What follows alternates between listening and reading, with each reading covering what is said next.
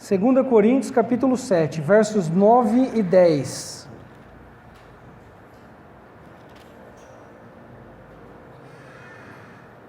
É um texto que nós lemos alguns dias atrás na escola bíblica, que fala de arrependimento. Nós temos aprendido aqui que arrependimento verdadeiro, genuíno, não é a mesma coisa que remorso e nem autodeterminação, né? E quando é falso o arrependimento, ele vem acompanhado de uma coisa chamada culpa. Culpa. E a gente vai falar sobre essa questão da culpa, né, no dia de hoje, não enfatizando o peso que a culpa traz, a agonia, a ansiedade, mas usando a culpa, tentando tirar de situações onde a gente se sente culpado, lições positivas. Como a culpa pode cooperar para a gente crescer espiritualmente. Nós vamos falar sobre isso hoje. Então eu queria ler esses dois versículos com vocês. 2 Coríntios 7, versos 9 e 10. Agora, porém, eu me alegro, não porque vocês foram entristecidos, mas porque a tristeza os levou ao arrependimento.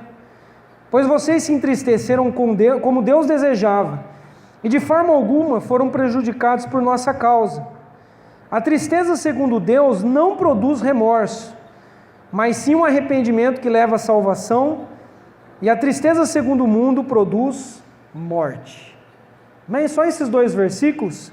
Vamos orar mais uma vez? Eu não sei se você vem hoje carregando alguma culpa do passado, ou do presente, algum peso, alguma situação em que você diz, meu Deus, como eu fui fazer isso? Eu sou o culpado disso, eu causei esse prejuízo, não tem mais volta. A gente às vezes carrega culpa por anos de algumas coisas que às vezes nós erramos e às vezes é coisa da nossa cabeça. A gente não deveria estar carregando essa culpa ou essas culpas. E hoje é uma oportunidade para que Deus ministre o seu coração e você possa tirar lições positivas.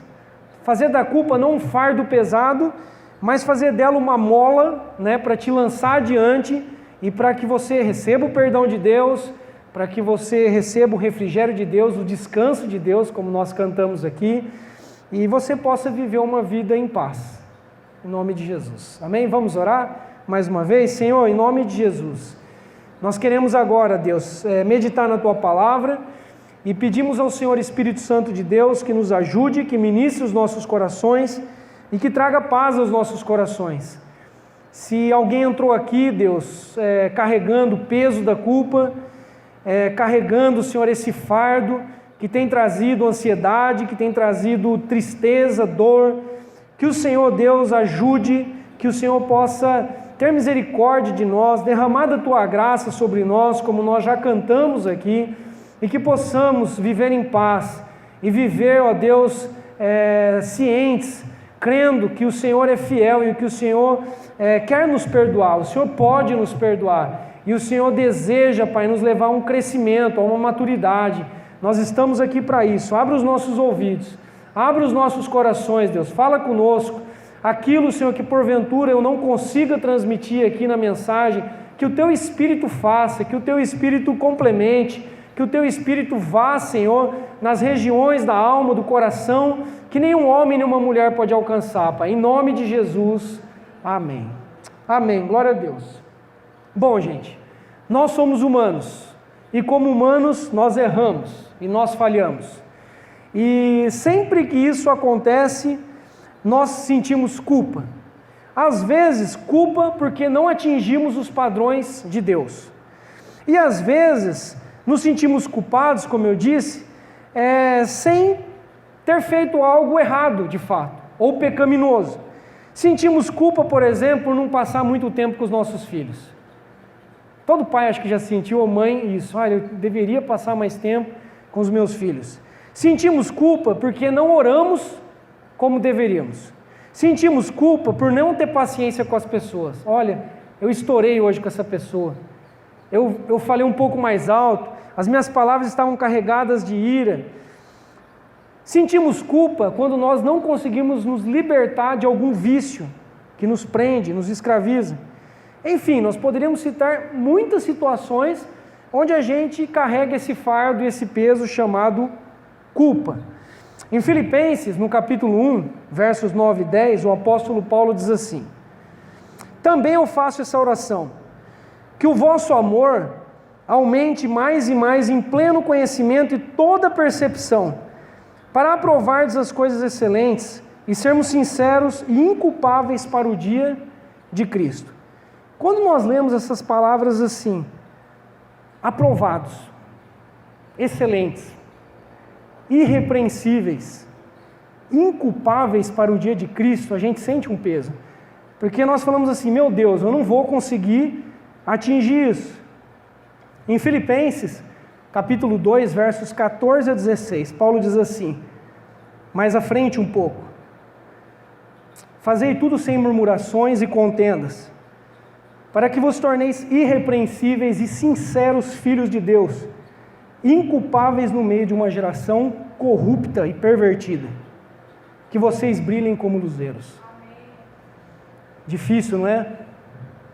A gente diz, meu Deus, essa geração é pervertida, está corrompida, eu preciso brilhar nesse mundo, preciso ser sincero como filho de Deus, e parece que eu não estou alcançando esse objetivo. A gente se sente como devedor, é ou não é? Então a culpa, ela traz um peso amargo, um gosto amargo, produz ansiedade, e nós não sabemos o que fazer com ela, muitas vezes.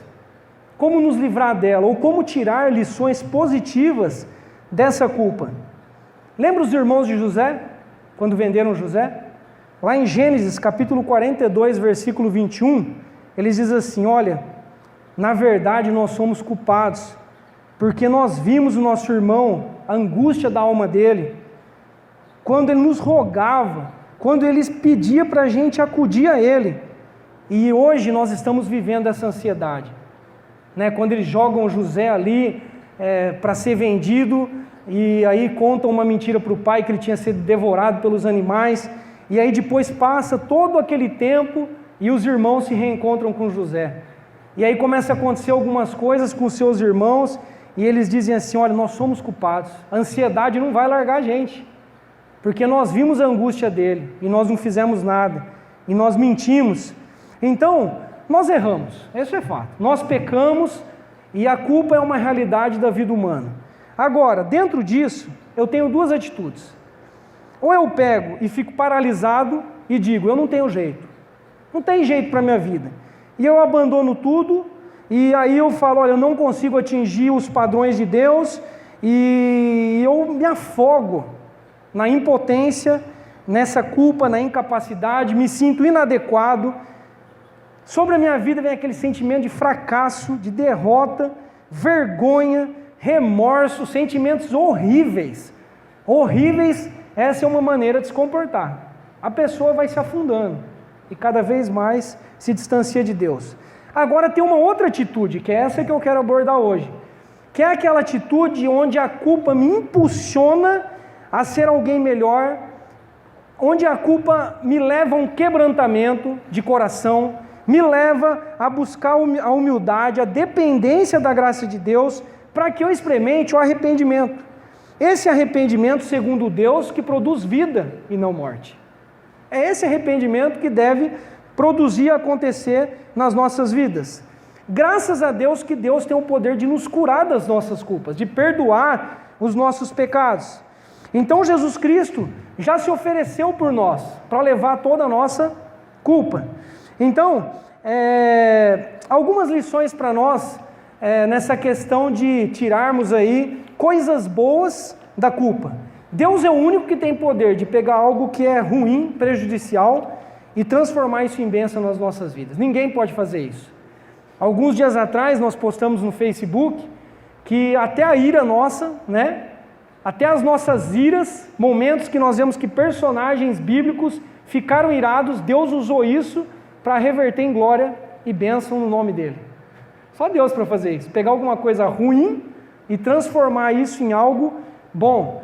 Então, primeira lição positiva ou bênção que pode acontecer se eu escolher a segunda atitude. A culpa pode me conduzir para mais perto de Deus. Pode me conduzir para mais perto de Deus. Por quê?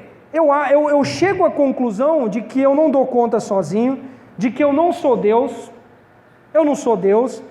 então eu consigo entender que quando eu erro, eu preciso de um Salvador, eu preciso levar essa culpa aos pés de alguém que é perfeito, que é mais poderoso do que eu. Então, eu faço isso na fé de que Deus irá me transformar, se eu for até Ele humildemente, à imagem e semelhança de Cristo. Ele vai moldar a minha vida para que eu cresça. O salmista diz no Salmo 119, versículos 67 e 71, antes de eu ser afligido, eu andava errado, mas agora eu guardo a Tua palavra. Foi-me bom eu ter passado pela aflição, para que eu aprendesse os Teus decretos. Glória a Deus, amém? Então existem erros nossos, dores, disciplina da parte de Deus que acontece conosco, que visam o nosso bem, que vai nos levar a temer a Deus, que vai nos levar a buscar mais a Deus, que vai nos libertar de querermos ser Deus. Nós vamos chegar a essa conclusão, olha, eu preciso de Deus, eu não acerto sempre, eu não sou perfeito, para eu ser irrepreensível, sincero diante de Deus, inculpável diante de uma geração corrompida, tudo isso eu não consigo sozinho. Percebe que isso traz um alívio? Por quê? Porque eu não tenho que carregar um fardo de perfeição, de que eu nunca vou errar, de que eu não posso falhar. Não, eu sei que isso vai acontecer e que isso vai me levar para mais perto de Deus. Porque quando nós somos fracos, a palavra de Deus diz aí que nós somos fortes. E é aí que Deus enche as nossas vidas. Então, sem provar o gosto amargo da culpa, eu não posso me aproximar de Deus para provar o gosto doce do seu amor e da sua graça. Vou repetir. Sem eu provar o gosto amargo da culpa, eu não posso me aproximar de Deus para provar o gosto doce do seu amor e da sua graça. Eu só sei que Deus é bom, gracioso e amoroso, porque eu erro. Olha que coisa, não parece uma contradição? Mas é assim exatamente que acontece. Um escritor chamado William Sullivan, ele disse o seguinte: o arrependimento apresenta um grande mistério. Podemos voar mais rápido para casa com uma asa quebrada. Olha que legal essa frase. É um mistério, não é? Nós estamos voltando para a nossa casa, o lar celestial. A Bíblia diz que nós somos peregrinos aqui. Então o arrependimento, os problemas que nós temos, eles fazem com que a gente se aproxime de Deus. É isso que nós estamos falando nesse ponto. Quanto mais próximo de Deus eu estou, mais próximo eu estou da minha casa, do lugar para onde eu estou indo. E eu faço isso com a asa quebrada. Porque nós somos seres quebrados. O tempo todo nós estamos precisando de conserto, precisando de Deus, precisando de um Salvador. Salvador. E essa transformação, essa aproximação, gera transformação. Quanto mais eu me achego a Deus, mais Deus compartilha do caráter dele comigo. Essa é a segunda opção. Agora, pessoas que se afogam na culpa, né? Pessoas que se acham, querem ser perfeccionistas espiritualmente falando, que se cobram demais, que acham que jamais podem falhar, essas pessoas muitas vezes vão abandonar a fé, vão abandonar a igreja, porque elas acham que elas são as suas próprias salvadoras, que elas se garantem. Não, mas para aqueles que entendem a palavra de Deus, a culpa nos impulsiona para Deus. Nos impulsiona para Deus. Graças a Deus por isso. Segundo, a culpa, ela pode me motivar a ser uma pessoa melhor. Ela pode me motivar a ser uma pessoa melhor. Por quê? Porque nós olhamos, temos um modelo de alguém irrepreensível, alguém santo, alguém justo. Vemos que essa pessoa trilhou uma jornada longa, vemos que o caminho é difícil, é estreito, sabemos, né, que teremos dias bons e dias ruins, altos e baixos, mas sabemos que temos alguém que nos ama, que se interessa por nós e que está trabalhando para que a gente seja para que nós sejamos pessoas melhores, pessoas mais santas, mais justas, inculpáveis diante de Deus e diante dos homens. Então nós temos esse consolo da parte de Deus, alguém trabalhando em nós, que não desiste de nós, que continua nos modelando. Nem sempre nós estaremos na nossa melhor forma, nem sempre, espiritualmente falando, tá? Não estou falando espiritualmente falando, nem sempre nós estaremos no nosso melhor dia. Nós temos altos e baixos. Nós temos momentos em que nós não queremos ficar perto das pessoas e elas não querem ficar perto de nós. Nem sempre será tudo maravilha, tudo festa. Então, não olhe para as suas falhas sem considerar a graça e a provisão de Deus. Olhe nessa perspectiva. A culpa pode tornar-se uma motivação positiva quando nós ouvimos o Senhor dizer: olha, homem e mulher, onde estão os seus acusadores? Não tem, nenhum deles, é ou não é? Quem te condenou? Ninguém. Então é o seguinte, nem eu te condeno, vai, não peques mais, caminhe na sua vida, seja livre, tenha paz. Deus fala isso conosco o tempo todo. Está lá em João, né, aquela passagem da mulher adúltera, João capítulo 8, versos 10 e 11. Então, por causa da extensão e da profundidade da graça e da misericórdia de Deus, nós temos mais um dia e nós temos mais uma chance.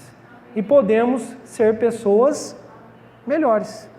Podemos continuar olhando para frente com confiança. Usar os nossos erros como oportunidade de aprendizagem. E sair de alma lavada da presença de Deus, com um coração renovado, sabendo que lições valiosas nos foram ensinadas para o dia seguinte. Errou hoje, pecou hoje, está sentindo culpa hoje? Deus te dá uma oportunidade de você se arrepender, de você confessar e de você viver como alguém melhor amanhã do que foi hoje. Essa é a bênção de caminhar perto de Deus. Todos nós já dissemos alguma vez: olha, se eu tivesse a maturidade que eu tenho hoje, olha, eu jamais teria feito as bobagens que eu fiz. Se eu tivesse hoje a cabeça que eu tenho quando eu tinha 18 anos. A gente diz isso. É uma frase meio óbvia, mas o que está por trás dessas frases? A culpa que nós sentimos pelos erros que nós cometemos no passado. Mas não deveríamos mais sentir, porque Deus já carregou toda a nossa culpa, toda a acusação que era sobre nós. E a Bíblia diz agora que as coisas, todas elas, boas ou ruins, vão cooperar para o nosso bem, para a formação de um caráter de ouro, um caráter aprovado diante de Deus. Então é assim que acontece a maturidade, é assim, com erros e com acertos. Como foi seu dia? Como tem sido os seus dias? Você é alguém que sabe se livrar da culpa? É alguém que sabe usar a culpa como um degrau para dar mais um passo e crescer espiritualmente? Ou é alguém que está carregando um fardo, um peso e não entrega isso para Cristo? É preciso entregar para Cristo. Nós não seremos pessoas melhores sem a ajuda de Deus. Esquece isso. E a gente tem aprendido isso. Não vai ser seu esforço, a sua autodeterminação, né, as suas palavras, as suas promessas que vão garantir uma pessoa melhor. Mas são as promessas de Deus, o poder do Espírito Santo de Deus, agindo em mim e em você, é que nós seremos pessoas melhores. Amém? Pessoas mais parecidas com Cristo. Deus nos ama e Deus conhece as nossas limitações. Deus sabe que nós somos pó. Você sabe que é pó? Ou alguém aqui que acha que é feito de algum material especial e diferente? Todos nós somos pó. E é por isso que eu estou dizendo que nós teremos altos e baixos, dias bons, dias ruins, acertos e erros. Então use a culpa para ser uma pessoa melhor. Né? Que a culpa gere um arrependimento genuíno, que produz vida. Se a tristeza for segundo Deus, glória a Deus, é sinal que Ele está comigo, Ele está me convencendo, Ele ainda acredita em mim, assim, no sentido de falar ainda comigo. Eu não estou cego, eu não estou endurecido pelo pecado. Então Deus continua falando e me sensibilizando, porque Ele me ama. Dói um pouco, é ruim, né? É amargo, a questão da culpa é amargo, mas isso tem o poder de nos levar um pouco mais adiante. Graças a Deus por isso. Terceiro, a culpa pode me fazer lembrar também da providência divina, da providência divina. Salmo 127, versículos 1 e 2. Se o Senhor não edificar a casa, em vão trabalham os que edificam. Se o Senhor não guardar a cidade, em vão vigia a sentinela. Inútil vos será levantar de madrugada, repousar à tarde e comer o pão que penosamente granjeastes. Aos seus amados ele dá enquanto dormem. Aleluia. Glória a Deus. Providência de Deus. Cuidado de Deus. O Senhor é o meu pastor e nada me faltará. Ainda que andemos pelo vale da sombra da morte, né? Como diz Davi, ali estará o Senhor. O cajado dele nos guiará. Deus tem para nós pastos verdejantes e águas tranquilas. Então, a culpa pode me levar a isso. Enquanto eu dependo de mim mesmo, eu erro, eu peco, eu cobro demais de mim mesmo.